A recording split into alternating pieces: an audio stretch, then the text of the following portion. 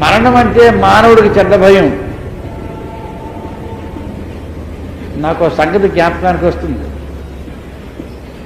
ఏదో ఊళ్ళో ఒక క్రైస్తవుడు చనిపోయాడు. ఆ ఊళ్ళో మాస్టర్ గారు ఉన్నారు. ఆయన ఆ చనిపోయిన క్రైస్తవుడి కోసం చిన్న సమాధి పెట్టి చేయిద్దామని ఇంకొక ఊరు వెళ్ళాడు.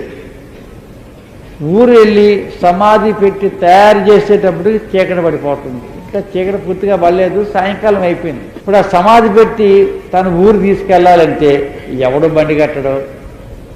అమ్మపోయి సమాధి పెట్టి వద్దాడు. ఉట్టి పెట్టానయ్యా బాబుంటే అమ్మబోద్దాడు. ఎవడో బండి కట్టడం? అరే ఈ పెట్టి ఎలా తీసుకెళ్ళాలి? ఈ రాత్రికైనా ఆలస్యం చేస్తుంటే ఇంతలోకి లారీ వస్తుంది ఒకటి. చెయ్యెత్తాడు. చేయెత్తగానే లారీ వాడు అప్పుడు ఏమయ్యా అన్నాడు, మా ఊరు 3 మైళ్ళ దూరంలో ఉందండి అయ్యా, ఈ సమాధి పెట్టి మా ఊరు తీసుకెళ్ళాలి, మీకు 5 రూపాయలు ఇస్తాను, ఆ వెనకాల పెట్టుకొని ఇస్తారా అన్నాడు. పెట్టుకోబోయా అన్నాడు. నెమ్మదిగా సమాధి పెట్టి ఆ వెనకాదలు ఎక్కించాడు. ఎక్కించి ఆ పెట్టి పక్కనే కూర్చున్నాడు. మళ్ళీ లారీ కదిలింది. లారీ కదిలిన 10 నిమిషాలకి చినుకులు పడుతున్నాయి. చినుకులు పడుతుంటే ఈ లారీ మీద కప్పు ఉండదు కదా, అరే తడిచిపోతానని నేటిరా బాబు అని చెప్పి ఏం చేశాడు, ఈ సమాధి పెట్టిలో ఆడు దూరాడు. దూరి ఆ మూత వేసేసాడు. తెలివితేటలను పనిచేశాడు. ఎందుకంటే బయట ఉంటే తడిచిపోతానని. టపటపా టపటపా చినుకులు పడుతున్నాయి. వాడు లోనికి వెళ్ళిపోయాడు. మూత వేసాడు. మూత వేసిన 2 నిమిషాలకి లారీ ఆగింది. ఇంకెవడో రోడ్డు మీద చెయ్యెత్తాడు. ఎత్తితే లారీ వాడు వచ్చిందో రూపాయి అని చెప్పి రాబాయా అన్నాడు. ఎక్కన్నాడు. ఎక్కనగానే ఆ ఆతృతతో గబ్బీల్ని ఎక్కేశాడు పైకి.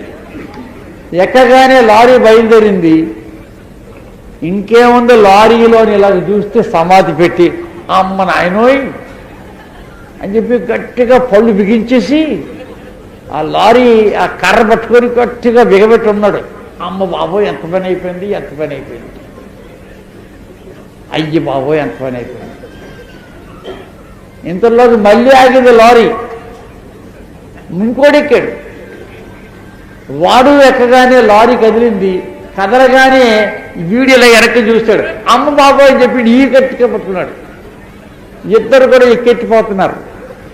సమాధి ఉంది కదా పెట్టి అక్కడ. 2 నిమిషాలకి వర్షం ఆగిపోయింది. వాడేం చేశాడు, చిలుకల బంధం ఆగిపోయింది కదా అని చెప్పి మూత ఎత్తి పైకి బొర్రెట్టాడు. ఇలా కూర్చున్నాడు. ఇద్దరు మనసులో అక్కడ కనపడగానే ధైర్యంగా ఉంది వీడికి, శబ్దం అవుతుంది ఎట్లా అని చెప్పి వెనక్కి దిగిపోయారు ఇద్దరు. వాడు కూర్చున్నాడు. అందులో అమ్మ బాబోయ్ అన్నాడు ఒకడు. అమ్మ బాబోని కూడా ఇద్దరు దింపేశారు. మరణం అంటే అంత భయం మానవుడికి. మన ఇంటి పక్కని కుక్క చచ్చిపోయిందంటే హాయిగా పడుకుంటాం అనేది పని. కానీ మనిషి చచ్చిపోయాడంటే పడుకోడేవాడు.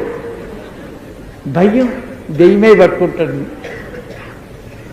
మరణం అంటే మానవులకి ఎంత భయమో నేను చెప్పలేను.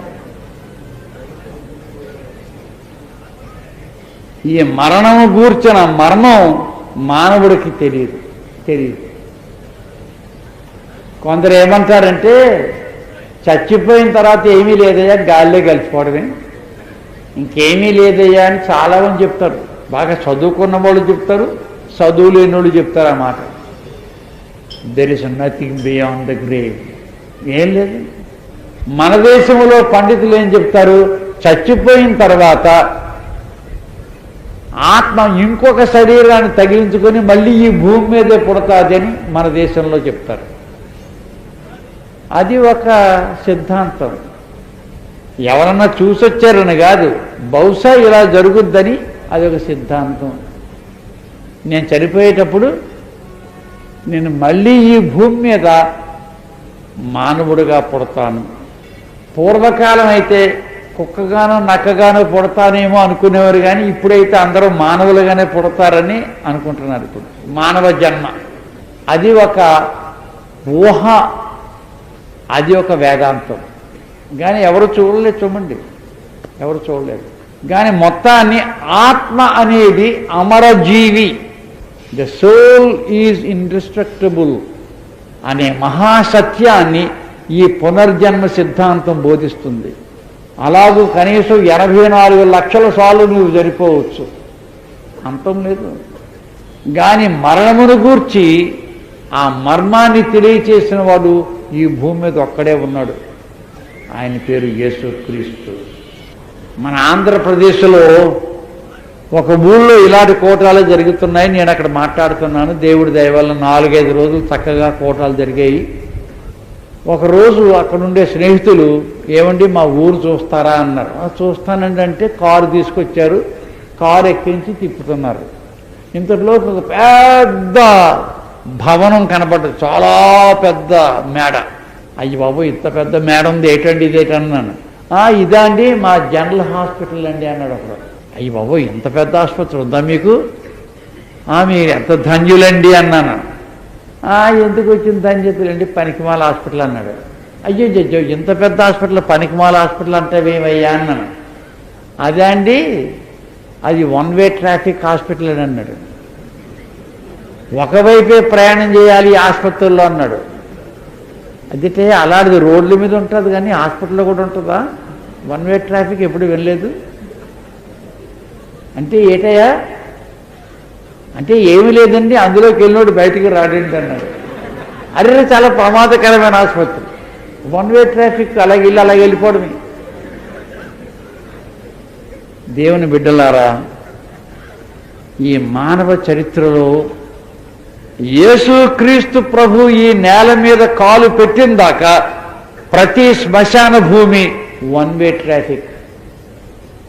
అలా వెళ్ళడం, అక్కడి నుంచి అలాగే వెళ్ళిపోవడం. ఏమైపోయింది ఎవరు తెలియదు. అన్ని సమాధుల దొడ్డులు, యూదుల సమాధుల దొడ్డులు, 1 వే ట్రాఫిక్, 1 వే ట్రాఫిక్. ఏం జరిగిందో ఎవరు తెలియదు. ఇప్పుడు లాజర్ని యేసుక్రీస్తు వారు మళ్ళీ బతికించాడు. కానీ అది పునరుత్థానం కాదు, మర్చిపోవద్దు మీరు. అది పునరుత్థానం కాదు. నాయను గ్రామం వద్ద ఒక విధవరాలి కుమారుని యేసుక్రీస్తు వారు బ్రతికించాడు. అది పునరుత్థానం కాదు. యాయిరు కుమార్తెను బ్రతికించాడు. అది పునరుత్థానం కాదు.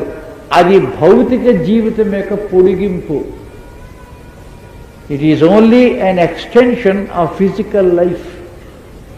That is not the resurrection at all. మళ్ళీ బతికినోడికి ఎక్కడికి వెళ్ళాడో ఏం చేశాడో కూడా జ్ఞాపకం లేదు, ఎవరికి తెలియదు. అందుకే బైబిల్లో ఆశ్చర్యం ఏంటంటే, మళ్ళీ బతికినోడి దగ్గరికి ఎవరిన వెళ్ళి ఎక్కడికి వెళ్ళేవరా, ఏం చేసేవరని అడగలేదు. ఎక్కడో అయోమయంలోకి వెళ్ళినట్టు అనిపించింది, నాకేం తెలియదు, మళ్ళీ బతికాను. లాజర్ని యేసుక్రీస్తు బతికించాడు. అయితే లాజర్ మళ్ళీ చచ్చిపోలేదా? మళ్ళీ చచ్చిపోయాడు. ఏ 25 ఏళ్ళు 30 ఏళ్ళు అయ్యాక మళ్ళీ చచ్చిపోయాడు లాజరు. ఎందుకనగా ఏ భౌతిక శరీరం కూడా ఈ భూమి మీద చిరకాలం ఉండలేదు. అయితే ఆశ్చర్యం ఏమిటంటే, ఈ లోకంలో సమాధి లేని వాడు యేసుక్రీస్తు ఒక్కడే. మీరు చాలా జాగ్రత్తగా వినండి. లోకములో అందరికీ సమాధి ఉంటుంది. అడుక్కు తినేవాడు కూడా సమాధి ఉంటుంది. బయట మారేస్తారు, ఏ గొయ్యది సారేస్తారు, కనీసం సమాధి ఉంటుంది. ఈ లోకములో సమాధి లేని వాడు యేసుక్రీస్తు ఒక్కడే. చనిపోయినప్పుడు ఆయన్ను భూస్థాపన చేసిన ఆ గుహ కూడా ఎరువు తెచ్చుకున్న గుహ ఆయనది కాదు. ఆ సమాధిలోకి వెళ్ళాక 3 దినములైన తర్వాత ఆయన తిరిగి లేచిపోయాడు. కారణం ఏంటంటే, ఆయన శరీరము పాపరహితమైన శరీరము గనక కుళ్ళు ఆ శరీరమును తాకలేదు. ఇది మర్మం, మీరు గ్రహించండి.